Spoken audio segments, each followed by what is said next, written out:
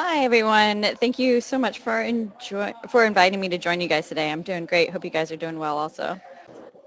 Thank you for your welcome. I really appreciate that. Yeah, my name is Liz. I am actually with Steve and Kate's camp, and we're a summer day camp based in the Bay Area and have a variety of activities that campers get to choose from throughout the day. So our campers are pre-K through 7th grade, and they are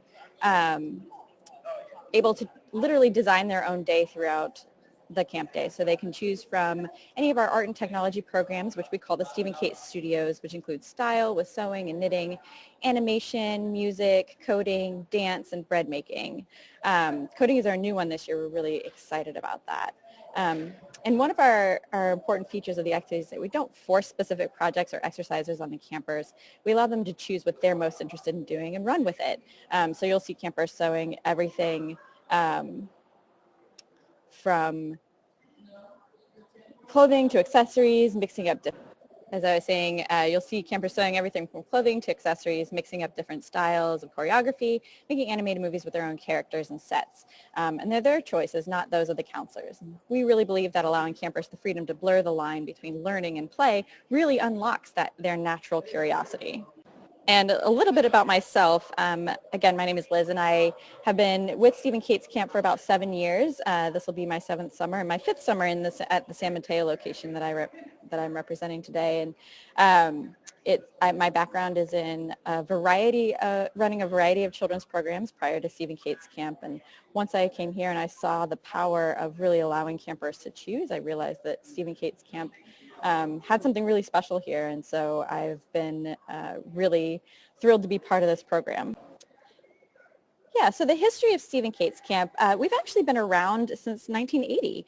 The camp started in Mill Valley in 1980 when Steve Suskind, the founder and still owner and operator of the camp, he was asked to run a camp for some campers at the Tam Valley Elementary School, and it took off, and they really enjoyed being able to choose their own activities. And since then, with one location in 1980, we now have 17 locations here in the Bay Area and an additional 20 locations around the country as far east as Boston and Washington, D.C.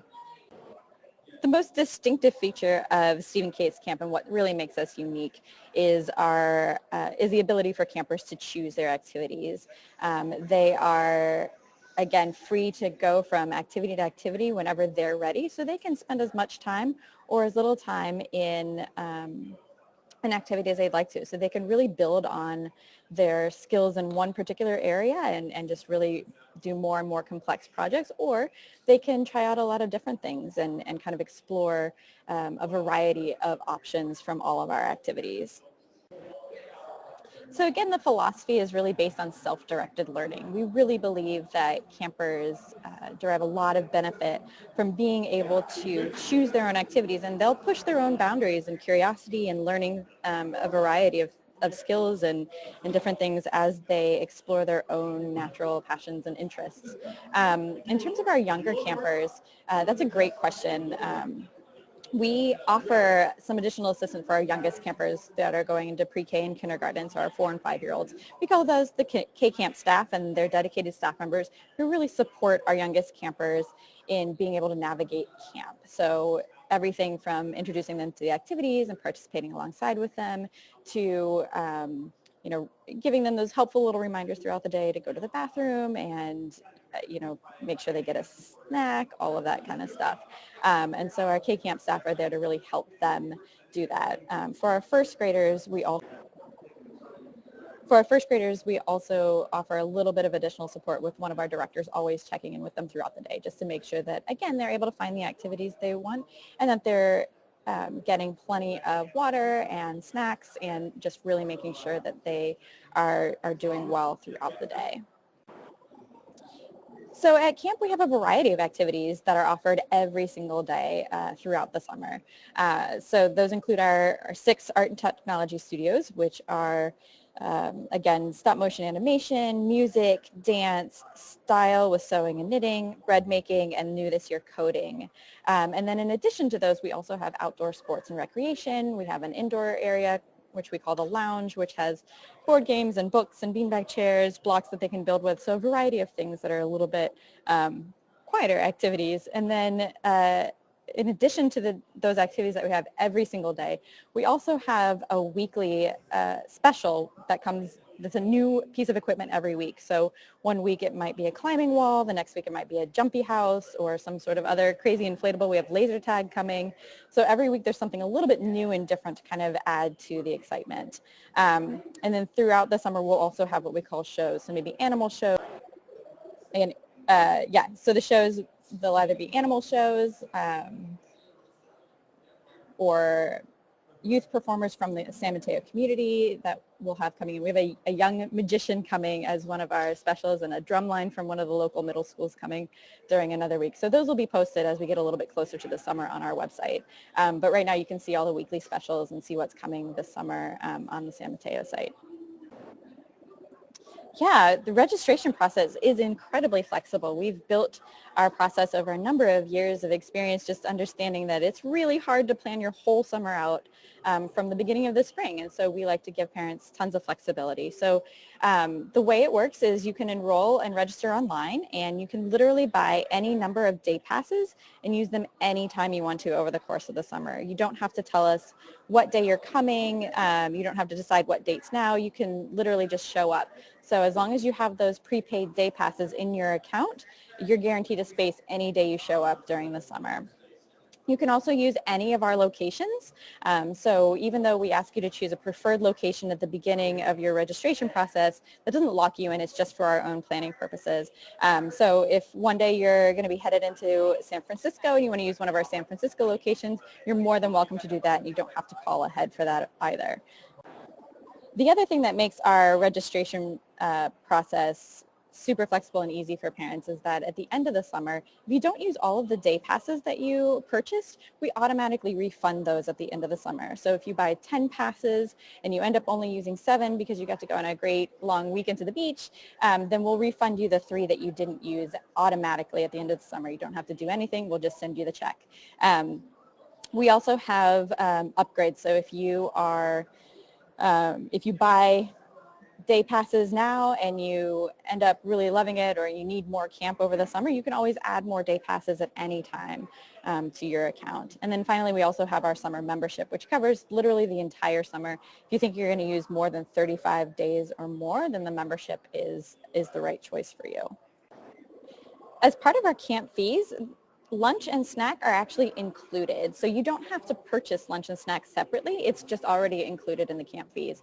So every day we serve organic and healthy snacks like fruits and veggies. In the morning we have oatmeal. In the afternoon we typically have additional snacks like pita chips, but always those fruits and veggies. And then for lunch we serve a varied menu that we're still in the process of working on. We've got 3 sort of celebrity chefs helping us build our menu for this summer, a top chef, a master chef, and a master chef junior who actually attended camp with us several years ago before his recent fame.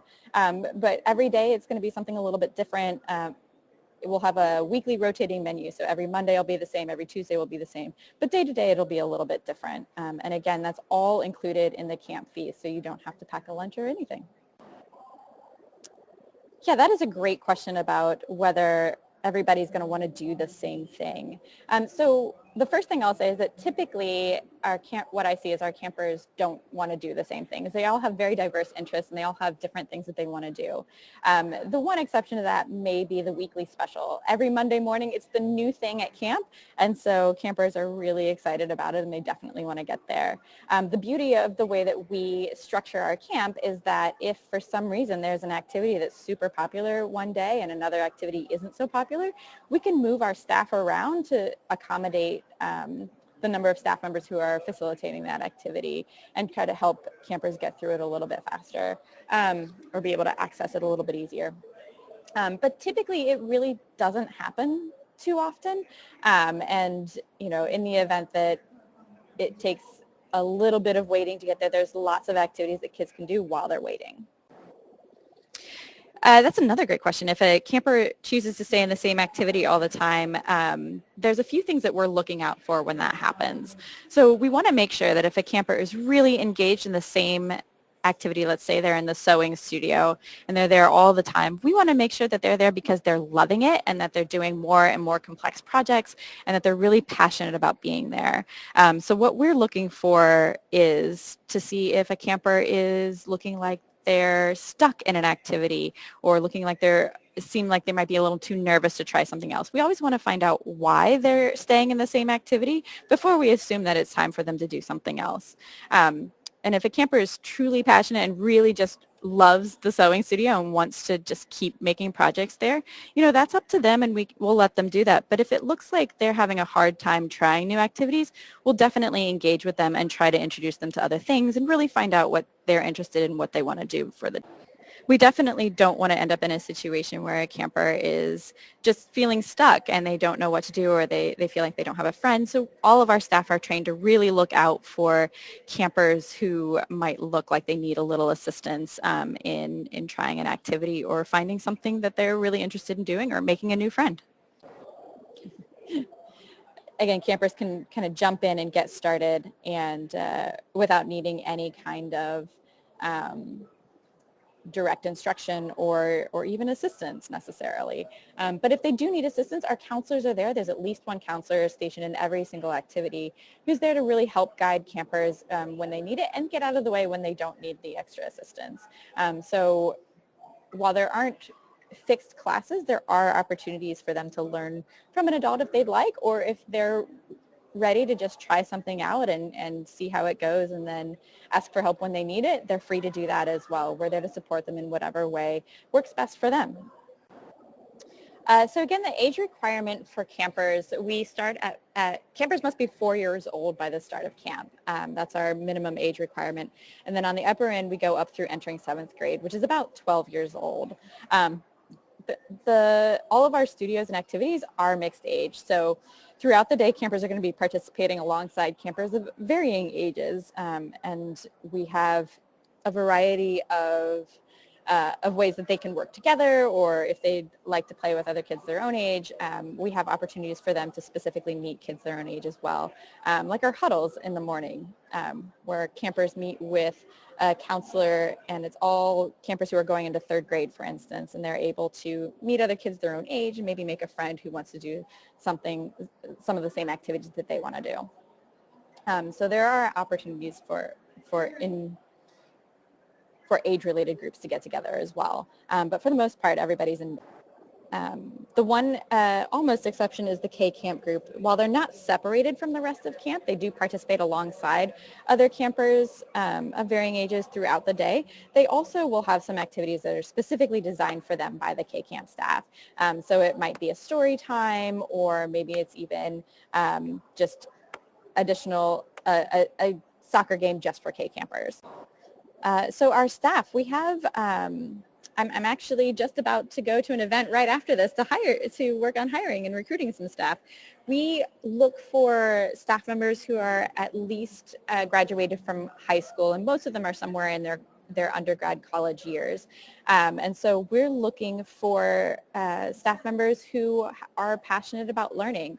We want people who are excited about working with kids. We want folks who are personable and friendly. And in terms of requirements, we're really looking for, the kind of people that you'd want to be around all the time. And so our staff are typically really excited to learn some of our new studio things. We had a counselor last year who at first thought all he wanted to do was sports, and then midway through the summer decided he wanted to learn how to sew. And it was a great experience for campers to see an adult also learning new things as well. And in addition to all of those really great personality things that we're looking for, we also require all of our staff to be first aid and CPR certified, and they also go through a fingerprinted background check. And so everybody's well vetted, and they go through a 4-step interview process. So before they set foot on our campus, we want to make sure that they're really the right people that we want to have working with our campers. So we're very, very selective. This is another great question. Typically we don't have a lot of bullying issues, to be honest. typically we see that our older campers are a bit outnumbered by our younger campers. The majority of our campers are between the ages of kindergarten and about third grade. And then it kind of tapers off into the upper grades, fourth, fifth, sixth, and seventh. There are just fewer campers. As children get older, they want to do different things or want to specialize more. Maybe they want to go to horseback riding camp or Girl Scout camp or whatever it is. So we just see fewer older campers. But typically our older campers are really great with our younger campers. They really want to help out. They want to provide a good experience for the younger campers as well. And they really love to be able to be helpers in the studios. Maybe they help thread the sewing machine, or they help a camper participate in an activity. And so for the most part, we don't see a whole lot of those kinds of issues. If for some reason there is an issue, we do deal with it on a case-by-case basis. We absolutely do not want anyone to be intentionally hurting another camper or making another camper feel uncomfortable. But typically what we've seen is that when there is an issue between a couple of campers, some sort of conflict, it's usually a misunderstanding and we're able to do some conflict resolution with them. But essentially we really talk with each camper individually and who's involved in the situation and make sure that they're comfortable with the solutions and are part of coming up with a solution so that everyone's on the same page and they really understand what's going on. That said, if someone is intentionally making another camper's experience difficult or unpleasant, we'll definitely always keep the parents informed and have more serious conversations with that camper and the parents. But again, that's pretty rare. It doesn't happen very often. Our camper to staff ratio across the camp is 10 to 1. And so as campers are moving from activity to activity, it might be a little bit different in each activity space. So for instance, the lounge area that has board games and blocks and books might have 15 campers in it, while the animation studio may have more like five to 7 campers. And that's an appropriate amount for those. However, if for some reason one activity is just super popular and the staff member in there needs additional assistance, there's bound to be another activity that's not as popular. We can move that staff member over. Or we can also, there are several of us that float around camp. We're not stationed in an activity, so myself and our other directors who will be there for the summer, and then the K-Camp staff, we can always ask them to help out for a short time in those areas until things kind of even out again. Usually if there's a big rush in one activity, it's pretty short-lived. The other thing we have available is we always hire substitute counselors for the summer, and so those people are on call. So anytime we have we need some additional help, we can call them and they can come in at a moment's notice. So that's also another way that we make sure that everything is appropriately supervised and that we have enough staff on site. That's a great question about the promotion. We actually don't have anything at this point. One of the reasons that we're able to do our refunds at the end of the summer is that we try to keep it super simple and just have one rate for everybody so that it makes it nice and simple to be able to give the refunds at the end. So at this point, we're not able to do specific promotions, but we'll definitely think about it in the future. I did want to answer that question about packing their own lunches. You're welcome to pack your own lunch for your kids. That is not a problem, but we don't have an option right now to opt out of the lunch fee when registering. Right now, it's just something we throw in. It's not an additional fee. So it's just part of the camp fees, and we don't have an option for taking that back out of the camp fees. But you are welcome to pack a lunch for your child. We just ask that it not contain any nuts, as we have a lot of campers with nut allergies. Yeah, so I will just go ahead and wrap up and say thank you again for letting me come on and talk to you guys. And I really, really value the opportunity to do that. Our registration is open. You can go to our website, steve&kate.com, which I'll throw in the text as well. And you can sign up online at any time, literally the day before if you'd like. So hopefully we'll see some of you all at camp. I'm reachable anytime, and I'll include my contact information in the text. Thank you again, and I hope you guys have a great weekend.